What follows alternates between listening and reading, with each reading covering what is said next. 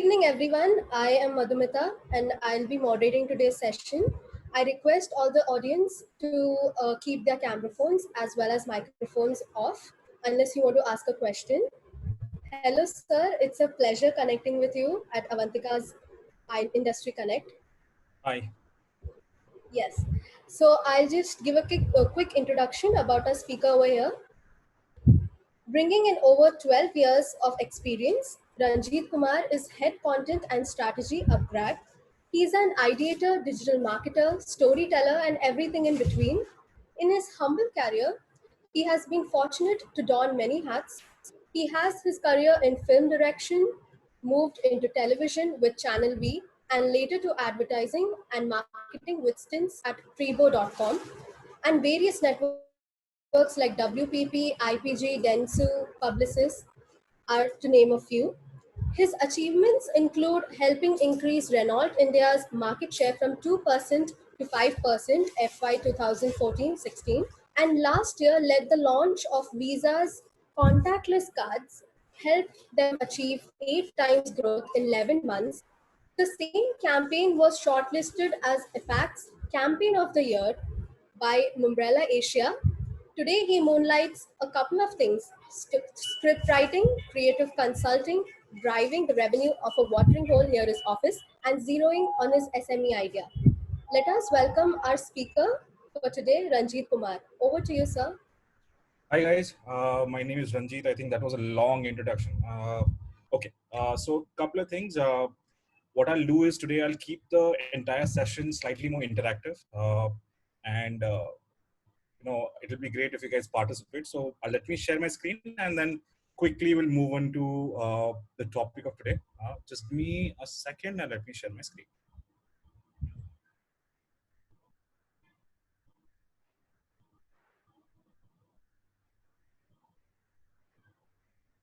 Can you guys see me? See the screen?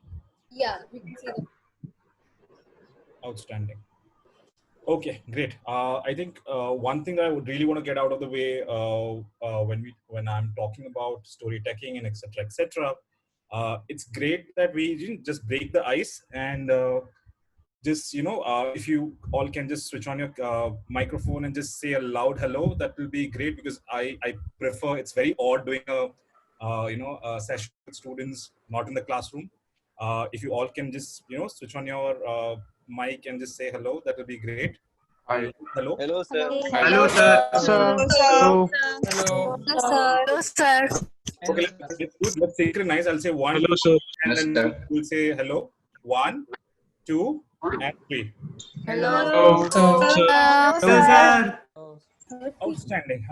Chalo, shuru karte hain abhi. So one thing is when you guys, when I used to be in school, college, guest lecturers, you have that sense of fear ki yaar kya puchenge, kya batayenge. So one thing I want to get out of the way is ask any sort of question that you feel that's not clear. There's nothing called a dumb question, a wise question. Questions are questions. Yeah. So if you have any doubts before I move on, without interjecting, just drop it on the chat. I'll try and answer it right now or during the session, or afterwards I'll write to you or email you or something. Cool. We'll move ahead. Outstanding. So I think Madhumita gave me an introduction. I think one introduction that I wanted to give for myself, and something that is more than identity, more than something, if my name would have been something else or something. One thing that doesn't change in one individual, doesn't matter what name, gender, caste, creed, is the passion that he has. I think that is why I just put this GIF out there, that one thing that will never change about me or what I do, doesn't matter where am I in the world, is my passion for this club called Real Madrid. If anybody follows Spanish league, follows football, this is the club that I support, and that is, I think, one of the things that defines me. I played for Bombay district football. My uncle played for India, captain in football. So this is something in my DNA that's embedded. And I think rather than being known for all the little things that I've done, I would love to be identified as somebody who loves football. So as I wanted to keep this whole session interactive, if you can drop in the chat box, what is that one thing that you're passionate about? And it can't be, I'm passionate about design. What more than design? What more than communication? Something that defines you and has to be more than your work, yeah, or something that you want to do in your professional career. What is that one passion that defines you? Is my question, and you can drop in your recommendation in the chat. Okay, and I'll go through it while you guys are looking at some of the videos and case studies that I share. Yeah, says do let me know what is that your passion that you are, that is more than just design and communication, etc., etc. Who are you? Yeah. So moving ahead, when I what do I live? I think one thing that clearly defined in my career journey, if you notice, is my great passion and purpose to tell stories. My human being has been a storyteller since the first time, even before he or she could say any word, they would tell stories. If you look at cave, if you look at uh, drawings that you have seen at Ajanta Ellora, communicating not by words, by stories has been something that is very closer to human being, and that is something every day the day I wake up, I believe that I would want to tell a story that probably solves a problem, a marketing problem, a business problem, a story that is memorable, would be that could be to my wife, to my parents. I think storytelling is something that defines me. That's the why in my life. That's the purpose in my life. And stories can be told in many forms, using technology, using post-it, using uh, stunts, in many forms, right? So I think the why of an individual is very important. Why do you do what you do? My why is that I wake up every day with one single purpose, that I'll use storytelling to make life around me better. Yeah, that's the why for me. So that I'm just breaking it down, what I do, who am I, the why, and then next moving on to the how. Now, how is very important, that I spoke to you about storytelling, and it has evolved, like I said, right from the earliest time of human being to now. The storytelling that I practice today, I have a name for that. That's the name of the topic. I think the storytelling that I practice and preach and wake up every day excited to do is storytelling that is not just a linear message, a linear interesting piece of anecdote. It is basically the how to what I do. Storytelling is using a very simple human insight, uh, creating a fiction or a message around it. Take the insight, create a make a message around the insight, and use technology to help that message explode. That's the new way of storytelling that I do. When I say technology, it could be social media, it could be data analytics, could be many things. And technology today is shaping everything that we do. Classrooms, sitting at your home, you'd be like, are you crazy? But now imagine we're here, and this is going to be mainstream now, correct? So that is the how of what I do in terms of storytelling. And storytelling in the simplest way, minus the BS, is also communicating the genre of everything that we do, whether it's SEO, social media, TV, everything that we do. Any medium, stories are the things that we're telling to sell products, to sell services, etc., etc. Okay, so when I spoke to you about the how, the why of my life, which is telling stories to make experience memorable, the how I spoke to you about. Now let's talk about the what. Now, what is very important, that what is the basic, you do this, you tell stories, using technology today. What have you achieved with that? What is the result of doing that? The results are very simple. I just, Madhumita touched upon two experiences, basically, which defined my recent, endeavors in the realm of brand building, business, startup, and everything. What is actually, I'll tell you a very simple example. So this was Bombay around 2016, 17. Bombay, it rains a lot. And that one time I was working at this startup called Tribo.com. And I was in Bangalore that time. Bombay was totally flooded.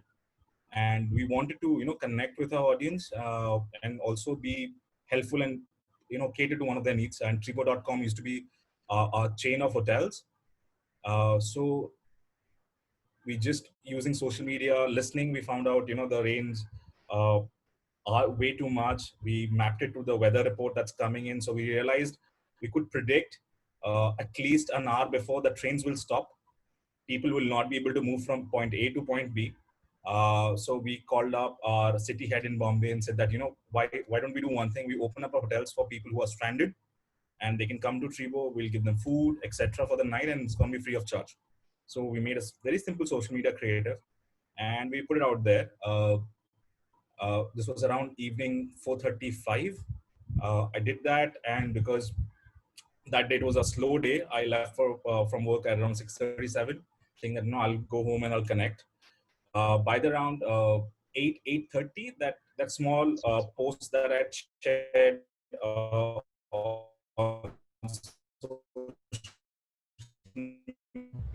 Sorry to interrupt, sir. on I think you are facing some my network handle issues at work. had come to me since people thought that I'm in Bombay as well. Yeah. Hello? Hello. I think the students cannot hear you well. Oh, Are you? okay. Give me a second. Yeah. Is it better now? Yeah, sure. It is. It is better? Okay. Do you guys not hear me for past few seconds, or it's been quite a while of radio silence? No, I think it would this past few seconds. Oh, okay. Okay, great. Okay, take it. Okay, just give me a second till the time this thing is loading. Sorry for the technical glitch. No problem. Okay, this is taking time. Let me just switch off the camera. Maybe just that will help. Okay.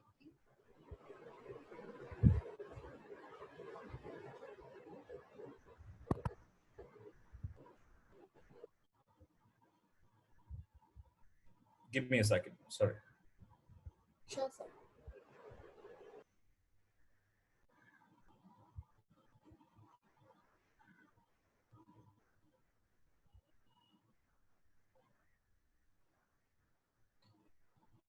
Can you guys see the presentation? It's not visible. Is it visible? Still loading, sir. Okay. I think it's hung. Just give me a second.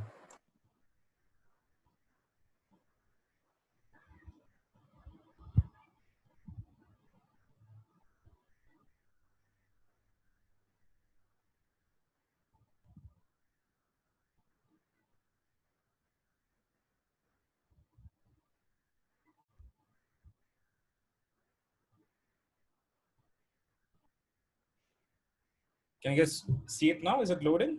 Is it visible? Yes, it is visible. Okay. So, Madhumita, just till what part could you hear me? Till the time I was narrating an anecdote. If you can give About me, yeah. 3D. Sorry. About your experience at Bangalore. Okay. So, could you guys hear me till I said I left for home 5 hours, 2 hours later, the same creative that I put out came back to me. Okay. So, what I'm narrating to you is the same creative without any media money spent was a very small humanitarian thing to put out a post saying that hotels are open, come have a stay, have chai, have food, it's for free. What happened that day was there's a small concept called virality of things. When you put out something with a great cause and you create a positive brand experience, the result is exponential. And the word that I was trying to tell you is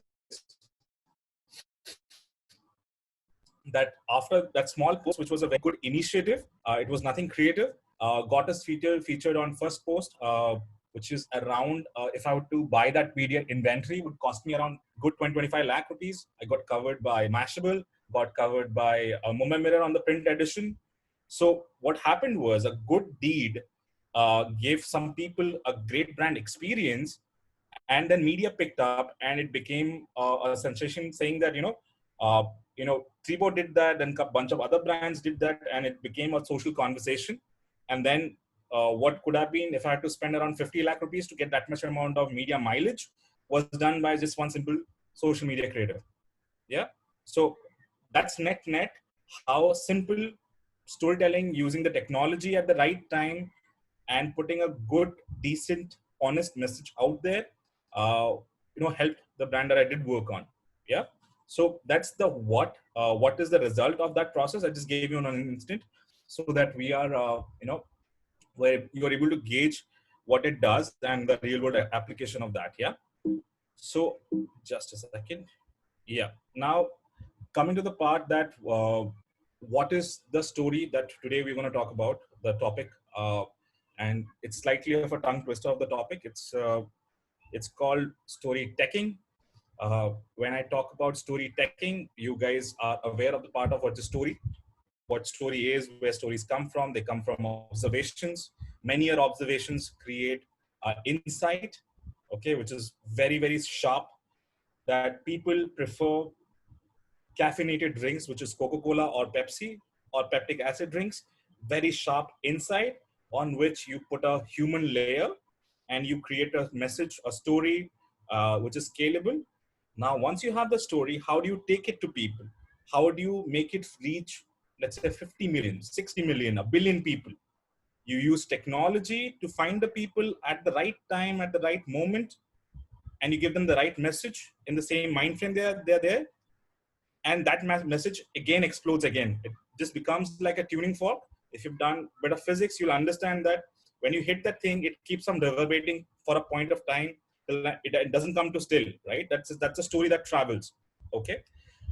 Now, storytelling is about that very process, that you have you do your bunch of research. uh, from research you narrow down to bunch of observations, then you distill it further to one single human insight. One single insight. You can't have multiple insights that you can chase. Once you have a very simple human insight, you put a messaging layer, and that message can be told to people with a story. Because, like we said, right, before we could speak, there is a story. You would draw, and that's what early cavemen did, right? They couldn't talk, they didn't have a mode of communicating, but they could draw, scribble. That's how the entire process of communication came to. Okay. Now communication has gone to a next level in which we use stories, we use technology to help that story explode. Yeah, that is what net is storytelling. It's use of stories and technology to scale that insight and help people's life, and in many ways change and better their life. Yeah, that's what net so storytelling is. When you look at Swiggy, Swiggy did something very interesting. Uh, when you look at Burger King, when you look at Carling, very, very different brands, where Burger King and Swiggy are more or less in the same F&B space. Carling is in an extremely different space, and the kind of work that they created was mind-blowing. That's actually a Cannes Digital Craft winner in the year 2018-19. The Swiggy one is a 2018-19 campaign. And similarly, the Burger King one is also a Cannes Grand Prix winner in the year 2018. Yeah. So we'll go on to the other slide, which we'll try and decipher the piece of work. Now, look at what Swiggy did. Okay. And let's just distill it down to very, very specific meaning what they wanted to do. Okay. When things don't get delivered in time, and there's natural frustration, we swear at the customer care. uh, we swear because that's the normal emotion, right? That you want to showcase your anger.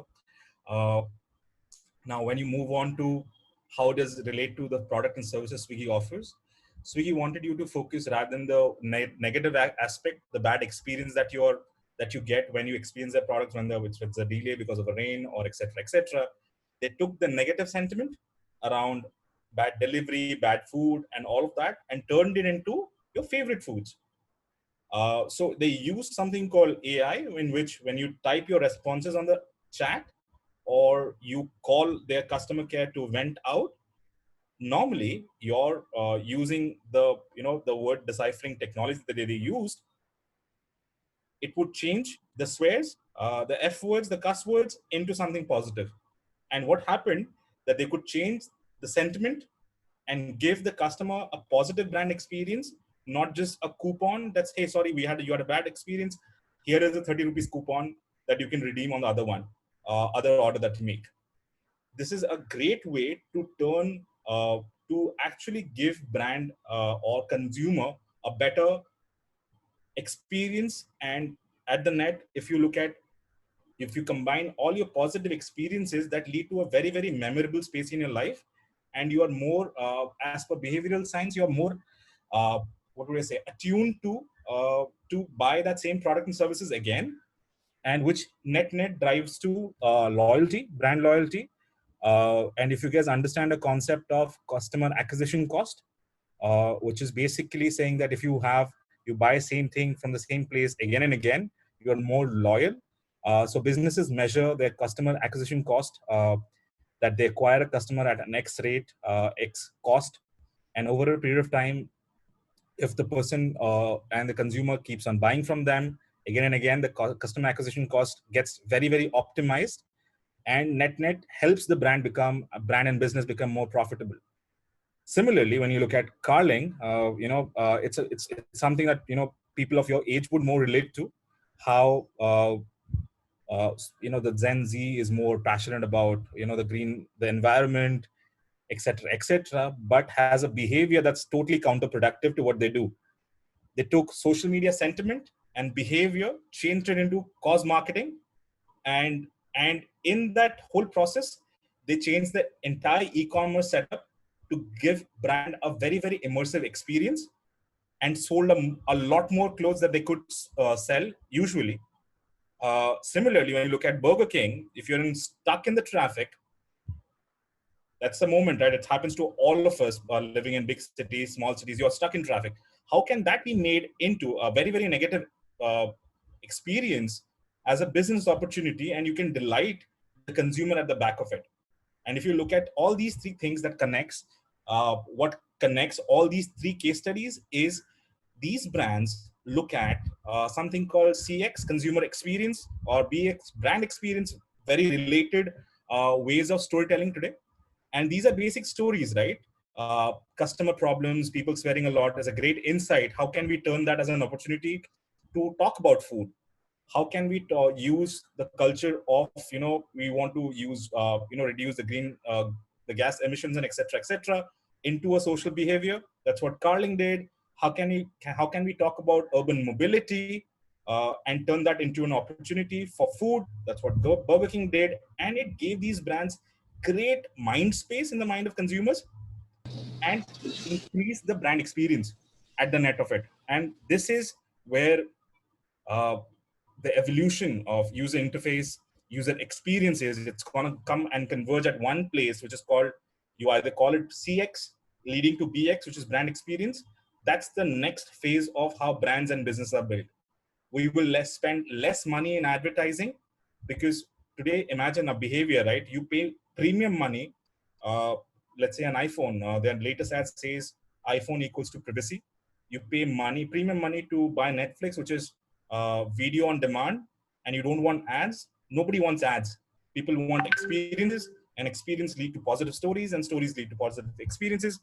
That is the net growth or net journey for marketing, communication, storytelling that will be for next 10-15 years. And especially how the world is shaping, I think when you design communication, when you design products, when you design services, design for the consumer and keep business experience at the core of it. And these are the brands that have been doing it since last good 4-5 years, and which is why you see the growth of these brands being exponential over a period of time. Yeah. So now this will just help you understand the entire space that I want you guys to focus on, and this will lead on to the challenge that we have. Yeah. So without wasting any further time, let me get into why I want you to focus on BX, which is brand experience connected to consumer experience. I spoke about loyalty.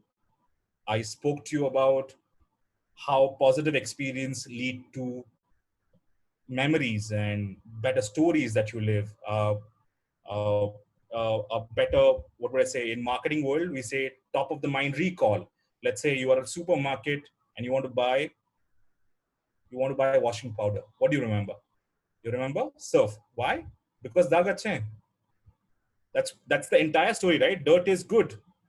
If I can tell you to have fun and live a life that is meaningful, enriching, you would remember Surf, which is what washing powder has become over a period of time. For the kind of work Surf has done, has become synonymous to washing powder. You don't say ki bhaiya Ariel dena. You say bhaiya Surf dena. That's how colloquial it's become. Look at what Coke is doing. Thanda matlab Coca-Cola. It's high brand experience. Look at Coke Studio.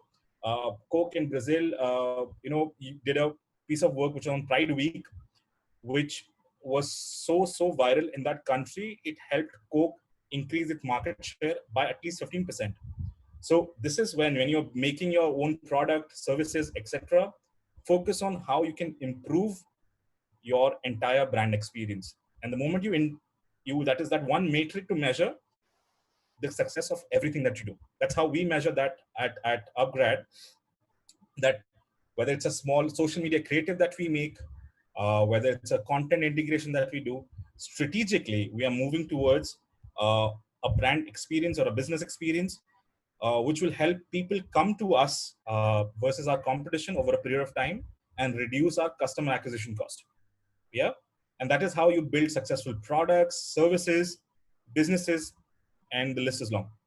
Yeah. That brings us to what is the challenge that is there in front of us. Because see, this is a good story, right? Until unless you don't apply it, it is all, what would I say, gyan or bakar or whatever you may call it.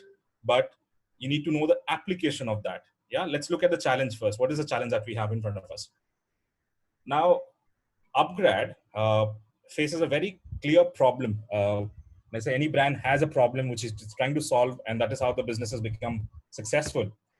upGrad as a brand, the problem that we've been facing is our TG is working professionals. When I say working professionals, people from the age of 24 to 40, that is the age group that we operate in. And the TG is 70-30 male female. SCC A plus B. That's the kind of TG I'm looking at. Semi-urban, urban India. And when you observe and you do your own research, you will realize working professionals don't upskill. It is not there in our culture. You're studying right now. Think about it. You get out of college, you land yourself a good job, or you do your post-graduation. And some of you are doing post-graduation. You land a job and you're like, okay, I've arrived. Your first salary, it's great. You get married. For a patriarchal society like us, it's second validation saying that I've arrived, I've gotten married, and it's great. I have got all validations in my life. Learning has stopped. Okay. That is what has happened. Today, if you look at the kind of job loss that happened, the kind of working professionals are not upskilled enough for the changing environment. And if you are you guys able to hear me? I think my internet is slightly unstable. Yes, we can. Yeah, you can hear. Okay, perfect. Okay. So I'm saying the moment when you look at the culture behavior of working professionals, you will realize that for the next 20 years, there's one thing that's going to be common. A will be in similar scenarios because of climate change, uh, society going through entire fourth industrial revolution. We'll see new jobs being created. If we don't skill or reskill or relearn during the entire life journey, working professionals will have a hard time. So you will see more people being unemployed or losing their jobs when they're 30 and 45 in between that period. And at that point of time, it's very difficult to pick up something new. So upskilling as a culture needs to, is what upGrad is trying to embed in the society. And learning is not what do I say, cool, right? Netflix and chill is cool, right? And that's how Netflix embedded itself in the entire culture, society, and etc. So padna achhi baat hoti hai. That is what we have to establish. It's a great market maker journey. Would take years of work or billions of money. I think it will take because of the pandemic, I think online learning has taken mainstream. I think that 5 year of time travel has happened. But learning is cool, learning is good, learning is important is something that is still missing in our culture. Because see, in the West, uh, it's a knowledge seeking society.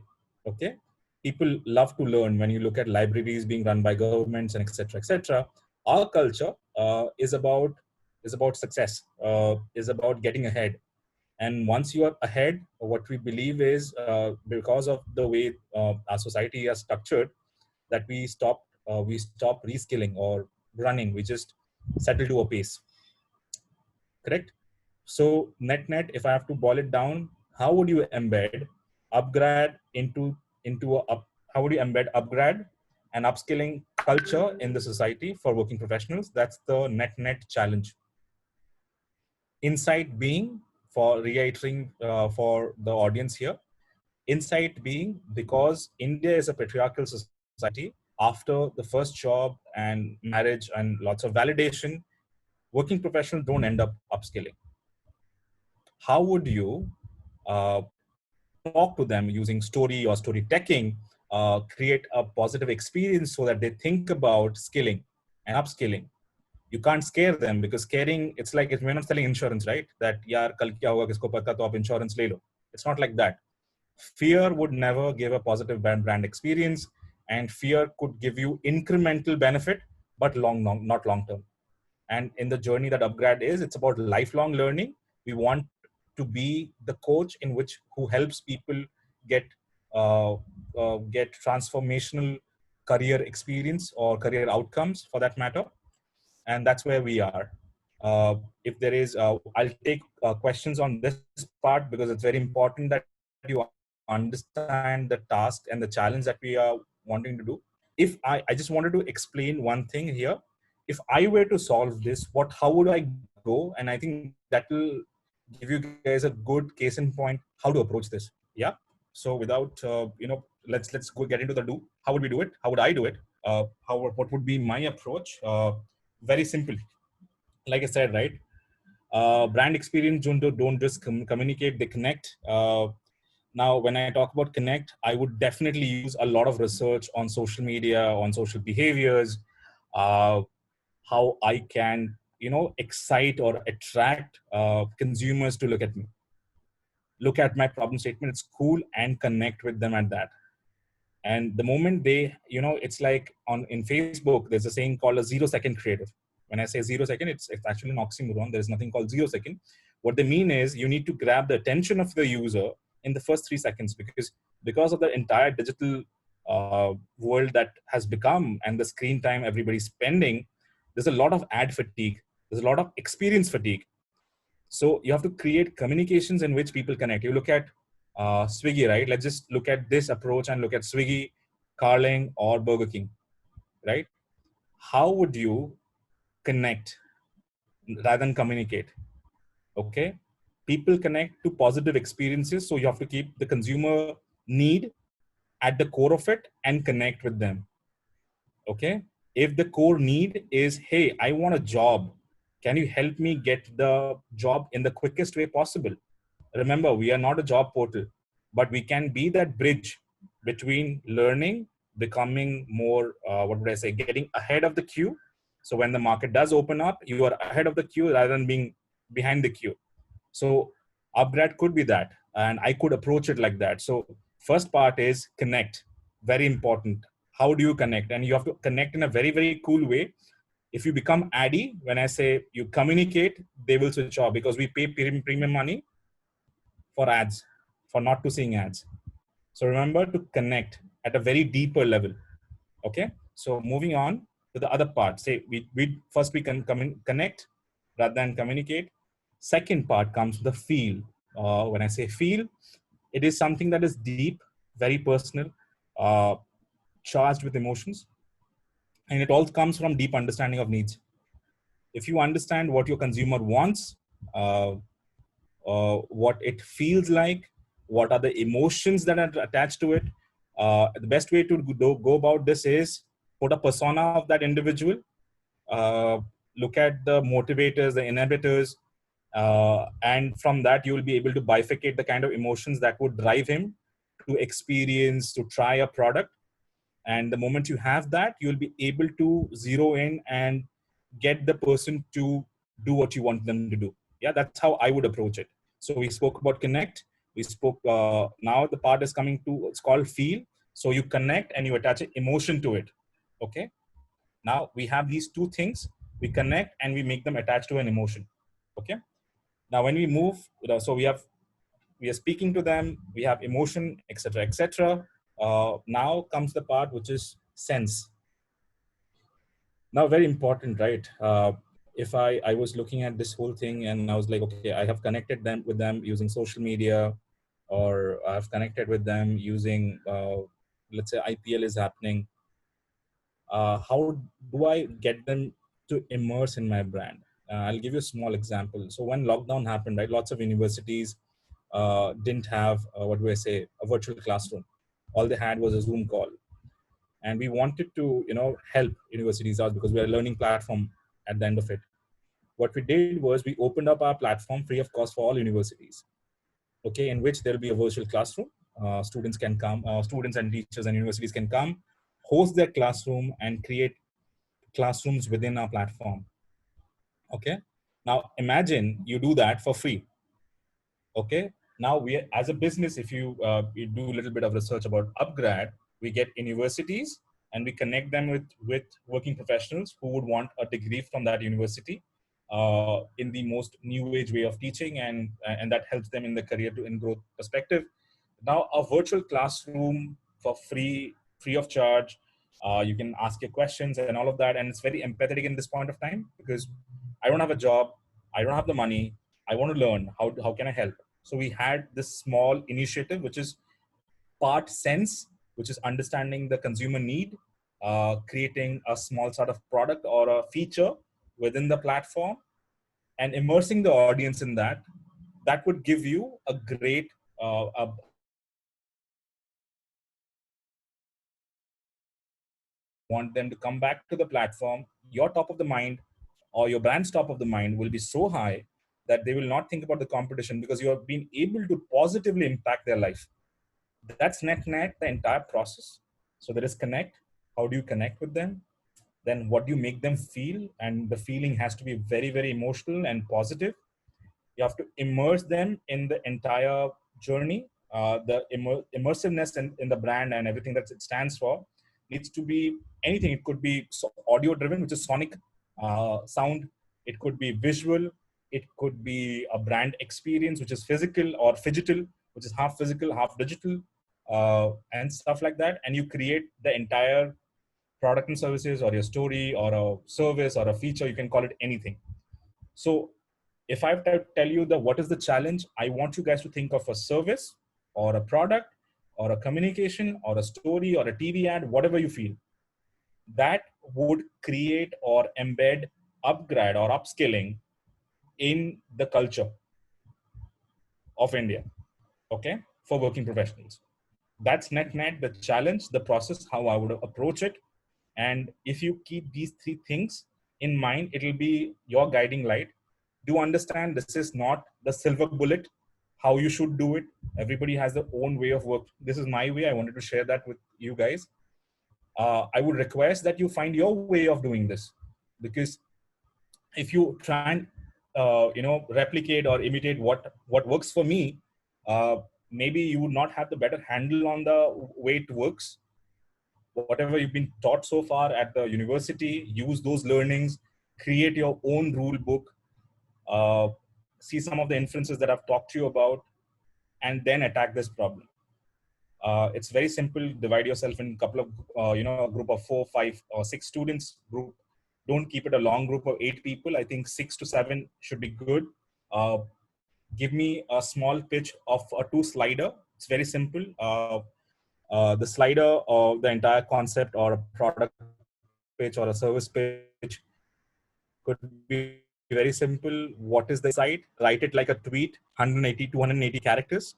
Okay. What is the insight basis which you have created that pitch? What is the idea? Again, write it in a tweet minus the BS. then expand the idea in terms of a concept note, create some mock-ups on the side, design them. Once you have created those mock-ups, it will give me a visual representation of how you're visualizing it.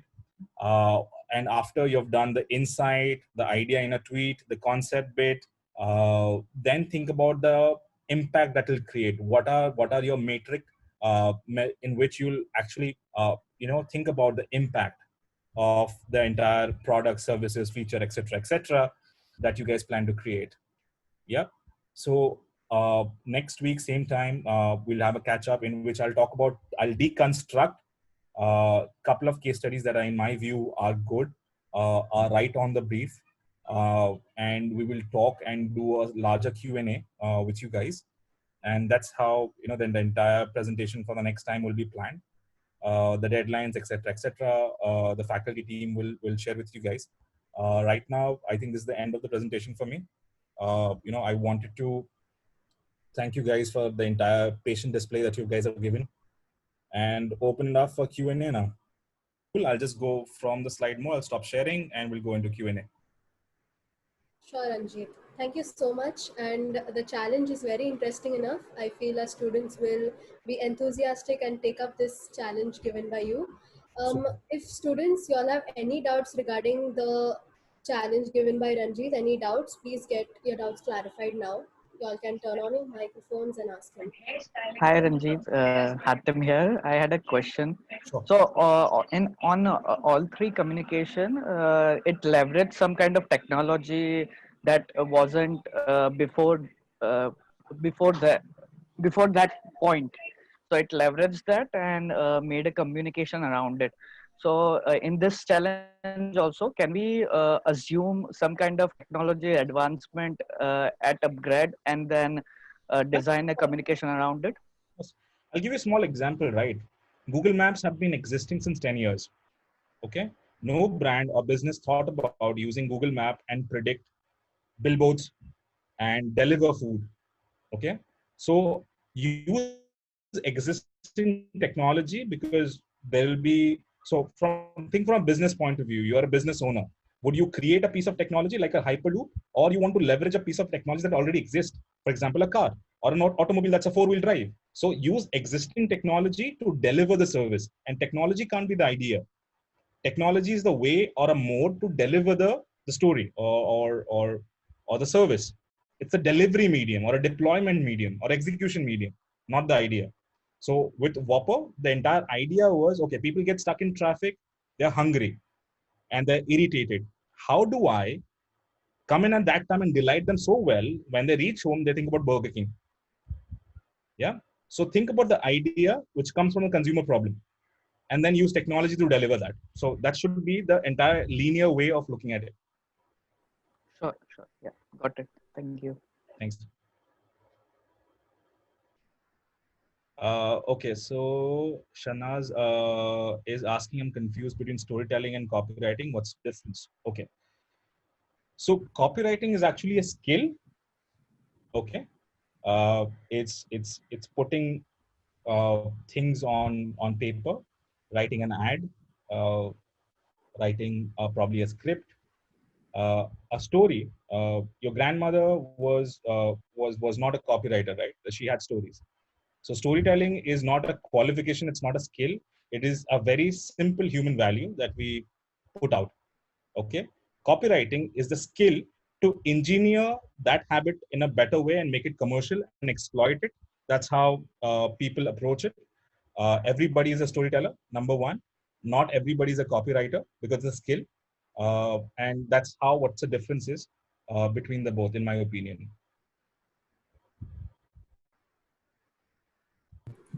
Yeah. I'll take some questions that I have not taken earlier. Just give me a second. So I think Vaibhav has asked a question which says, what is the difference? Okay. How does science or science allows a mechanism to narrate the story or connect better to an audience than metaphysics? Okay. Now forget concepts of science and metaphysics or technology or anything. Okay, simple. Uh, let's go to the era which is Neanderthal man. Okay, no language, nothing. no understanding of physics, metaphysics, all that, all those evolved learning spaces, right? How did they communicate? So they communicated using a story. They deciphered scripts and words and created a verbatim or a structure of communication. Now, what story is when I narrate it to you one on one today, and it could be a conversation between me and Vaibhav. Uh, when you put a Zoom as a platform, I'm able to communicate the same story to probably a 300 of you. Uh, it's a execution, deployment, or distribution medium. It can be used, and technology has got various uses. But what is more important is when you actually figure out what is the consumer need. The Neanderthal man figured out the need is for me to communicate to the other person in the cave that I want this. And how does he understand? He has got five senses, right?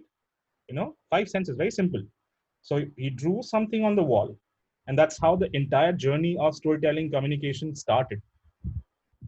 Yeah. So metaphysics is much later. It's for understanding how we communicate. Okay. And I'll say everything that we do, whether it's metaphysics, technology, it's all very intertwined. You will not be able to say कि ये metaphysics है, ये वो है. बहुत मुश्किल होता है because in general application, people, common man, because I believe that for common man, what matters is at that point of time when I'm hungry, I have a Burger King there. Whether it use metaphysics, technology, storytelling, doesn't matter. I'm hungry, I need food. So that's how basic things are.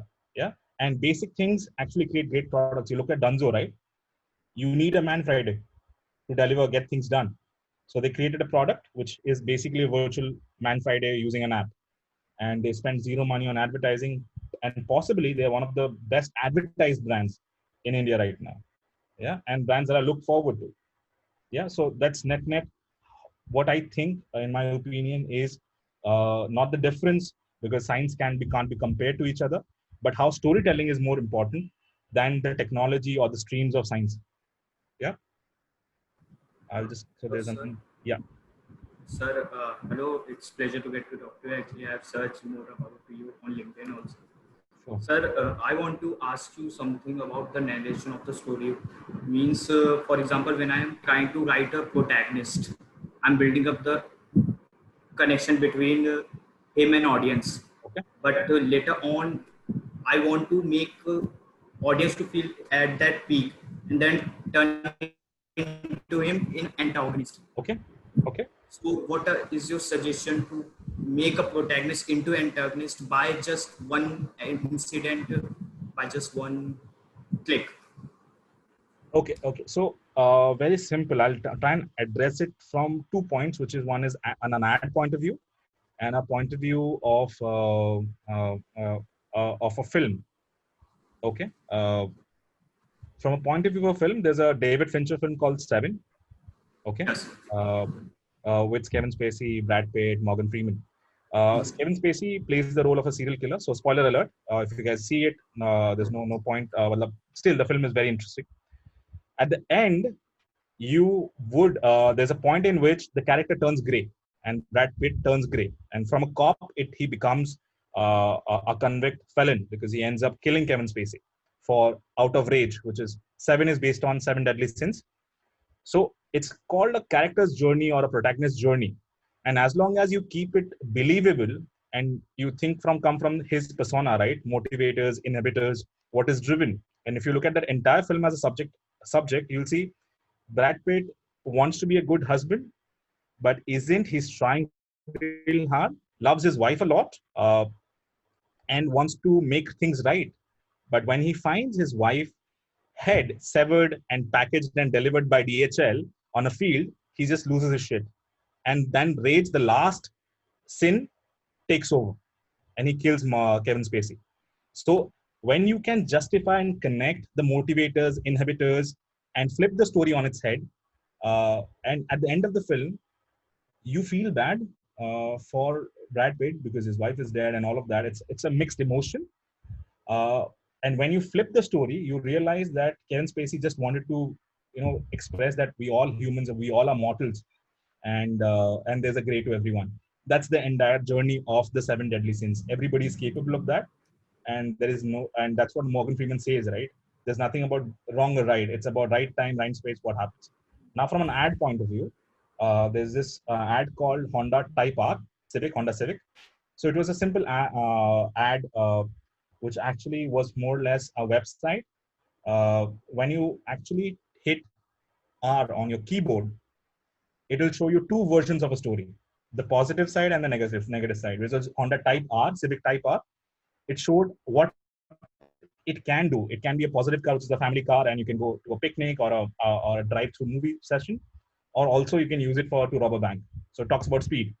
So basically, you can use those inferences to talk, and you have to come from the human need. Again, inhibitors and motivators. Why would somebody want to buy a Honda Civic? Maybe he wants speed, and also he wants a family car. So that's what Type R, the entire campaign, helped them do. Yeah. So that's how we are seeing it. Long story short, and when you look at, I think only one advice that I could give is look at the motivators and innovators when you chalk out the persona or the characterization of the whole thing. Sir, Yeah, we'll move on to other questions. Yeah. I would also like to ask one more question. Hello, am I audible? Yeah.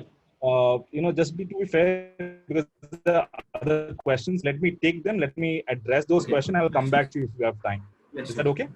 Yes, sure. Yes, sir. Yeah. Sure. So, Okay. Okay. so Yeah. sir, can you give us a summary on the challenge as to what is expected from each group? Okay.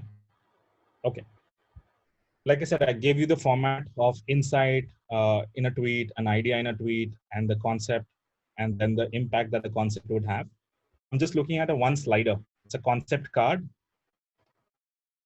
Think of it like one presentation card, which is 1080 by 1080. Put the idea, put your insight in a tweet, the research on which you have come up with the insight, and you can give the source link there. Then come to the idea part, which is basically idea in a tweet, which is 280 characters. Then come to the concept, which can be slightly detailed, like 6 to 7 bullet points. And what impact would that concept drive for upGrad? Let's say it will drive positive brand experience or brand sentiment by X percentage. And how would you measure that, etc., etc. Yeah, so that's net the expectation. Okay, sir. So you have a question in the chat box. Ananya Yeah. Mittal says that he cannot understand the challenge. Can you explain the problems statement again? Okay, Yes, sure. sir. So Ananya, think of it very simple, right? The challenge is, how would you make a working professional? When I say a working professional, anybody who has got a 3 to 4 years of experience, think about upskilling throughout his career. And career is when you are, like, when I say working professional, you graduate at the age of 20, 21 in post graduation, and you add another 3 years. How do you make that person to think about upskilling till the time he or she is 60? How would you drive that as a culture? Yeah. Now, when you think, and when I say culture, right, you think about online streaming or watching Netflix. That's a culture, right? Binging is a culture. How would you make upskilling as a culture? And you can do it by creating a feature for upGrad. You can do it by creating a different service or a product for upGrad, which helps people upskill day in, day out. Look at our website, what are the things that are not there, or an app, and create something that would make upskilling synonymous to upGrad, number one. Number two, people think about it and it drives positive brand experience. That's net what the challenge is. Have I answered your question, or do you still have doubt? Okay, thanks. Okay, another question I think Raj has, which is to get to solutions there's a lot of UX research that would be required, where we can get hands-on insights from upGrad to understand the crux of the problem and the kind of trend it follows. Okay. So see, research, right? Research sort of two types. One is primary research, secondary research. Right now, the research that is available on the website, app, etc., would serve as for your secondary research. Those are the products and services that are there. I don't think we are making, from a brand business standpoint, any leap that would exponentially change things uh, in the near future. When I say near future, 6 months to 1 year. Use the website as your secondary research material. Uh, and as you have the secondary research material, once you guys have sent your piece of work, I'll try and validate that with the primary research that we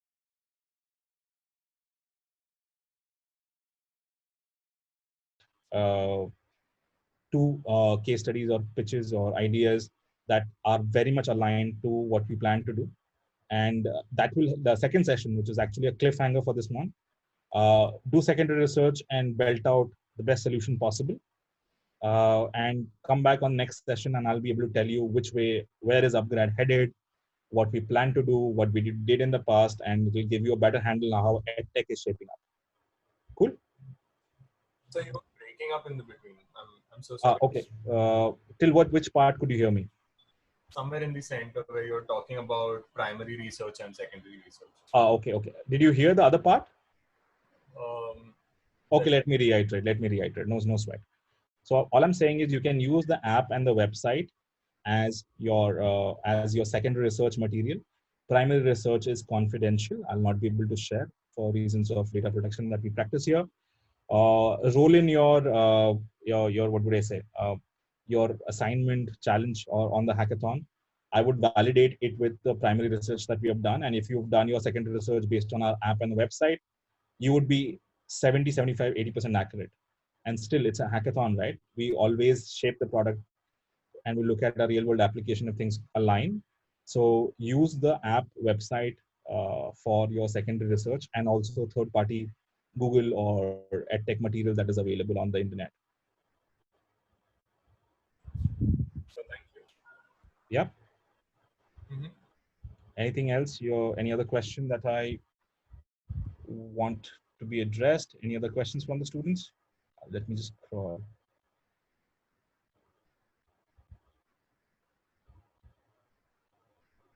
Okay, so I think Madhumita, we've covered. Okay, there's one question I think it's come up. Yeah, Vaibhav, yeah, please. Yes, sir. Sir, actually, I was saying like the David Fincher's right traces, Stanley Kubrick writes adaptability. But nowadays, people want something new. Like Chris Nolan writes writing time, Quentin Tarantino writes violence. So, don't you think that is it always important to make something insert which is something unbelievable in the story, which connects with the concept you write. You bend the time, you bend the violence, and your that does not affect your story also. So I think audience wants insert also. So can you tell me the what will be the advantages to write insert in such a manner that the audience will feel attractive? Okay, so Vaibhav, since the first time any form of literature was written, forget films. Okay, there are only 8 types of story. Only 8, because there are 8 emotions, right? 7 to 8 emotions. There are only 8 types of stories that a human being can say. Nothing has changed since then till now. What has changed is way of telling the story. Like you said, right? Sabka apna apna tarika hota hai. So, Yeah, and everybody has found their own way. In French, it's called auteur, which is signature style. yeah. Or Right? theory. Yeah. And Tarantino has his own. Chris Christopher Nolan has Nolan. his own. Yeah. So there is no other way. Like nobody taught you how to sign, right? You figured it out on your own. So all you have to do is absorb what people are doing and create your own one. And there is no Sir, magic formula to do it. I would love to say there is. Uh, I figured it out the hardest way, that what suits my skill set, what suits my senses, and what I can deliver better as a storyteller and excite the audience. It's very internal than external. Like bending time are concepts that people talk about today. And when you look at uh, Griffith, the simple film, that the train coming, or Eisenstein, the entire the cradle just flip flopping and going to the end of the thing, and he discovered non-linear editing. So you have to find your own grammar in filmmaking, and I think Chris himself says, understand the rules and then break them. So the first part is understand all the rules of filmmaking. Why yes, certain things should be done in a certain way. and then start breaking them for your better storytelling. Like, for example, somebody like a Wonker Y doesn't write a script. He would never give a script to an actor before he signs them. He'll give them something called a mood or a light, Legit. Okay, light motive. Yeah, yeah. He'll give them motives or a track. There's a film that he's written which is called Chunking Express, which is basically on a song, California Love. That is what the cast had heard, and they signed on the film. And the script is written right at the location, which is also a part of filmmaking, which is documentary. It's called cinema verite, which means direct cinema happens on the location, very visceral. Uh, and yeah, so there is no Sir, one way of doing it. Is all I I've written an insert, so can you tell me, is that good? Sir, actually, I have written a Vaibhav, let me answer. I'll try and answer it from the point of view of Akira Kurosawa. Kurosawa had come to India. He was a huge fan of Satyajit Ray. Satyajit Ray was, the dean at FTII, and a student naively had asked to Kurosawa, saying, "In your point of view, what is a good film? What is good in terms of cinema?" And there's only one line. Kurosawa, being Kurosawa, very thoughtful. To that naive question, he answered it with a lot of weight and gravitas. There's nothing good. Okay, good is a concept that we have created. Okay, good is actually what is the objective that you define. If it is a rom-com and it delivers on being a good rom-com, it is good. Okay, it is on the objective. If the film is able to meet the objective it sets out to, then it's good. Okay, that's but that's the definition of good, and which is a human definition. So if your objective is to create X, and that parameter should be at the hands of the creator, if you think it is good, float it out to people that you think can fund your film, or you want to ask people around, take some feedback, and use that feedback to shape the product better. If you think it adds more granularity or shades to the entire script, and that could result in a positive consumer or audience reaction, and should go about it, because good is a concept that is very to each his own. Okay, it is not a universal concept. You look at Rashomon, right? There's nothing. Truth is also not universal. It's point of views. So good is also a point of view, depending on what stage in time you are in and what objective that you define. thank you, sir. Yeah. Sorry to interrupt, sir. Yeah. A student, Nikita Sharma, has a question for you. Yeah. Please shoot. Hello, sir. I'm Nikita. Hi. Hi. Yeah, so I had a question that, what are some of the things that you might have to, think about when you're actually thinking of making an intellectual property for transmedia storytelling? Okay. So help me understand. You're saying what are the things, or you're talking about the process, or a framework? What is? Can you just double tap on your question so that I can answer it accurately?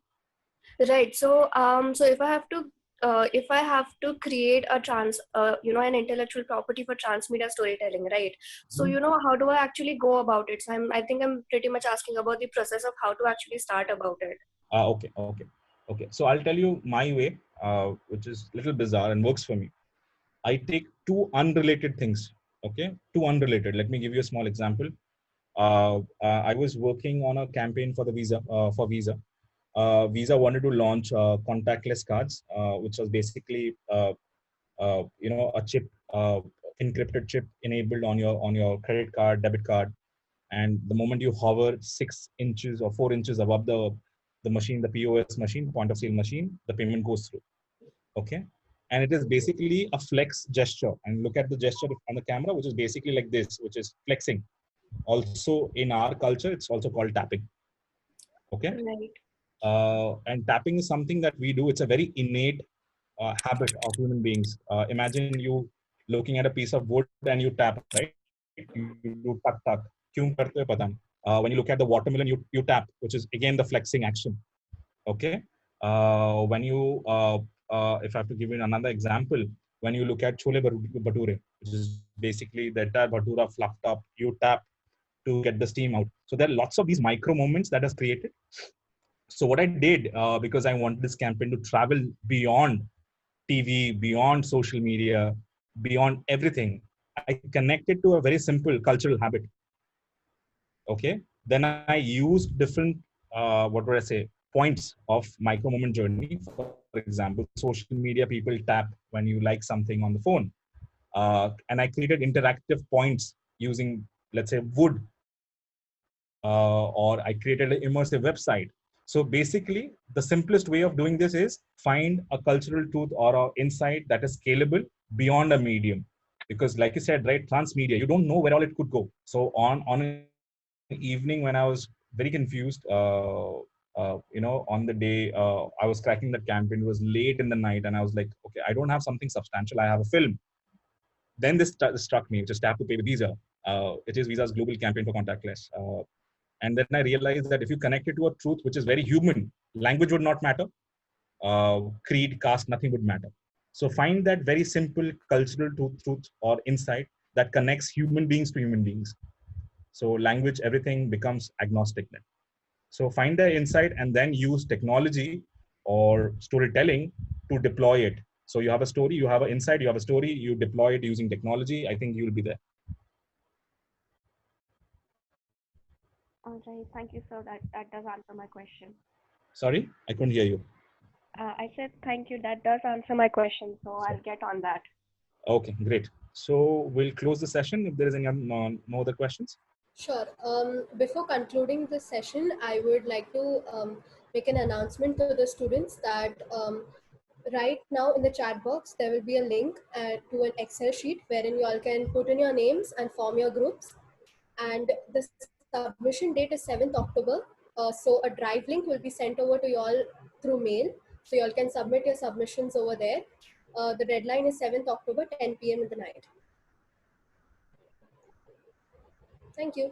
Yeah. Okay. So thank you so much, Ranjeet. It was an awesome session. We are really looking forward to the second part next week. Great.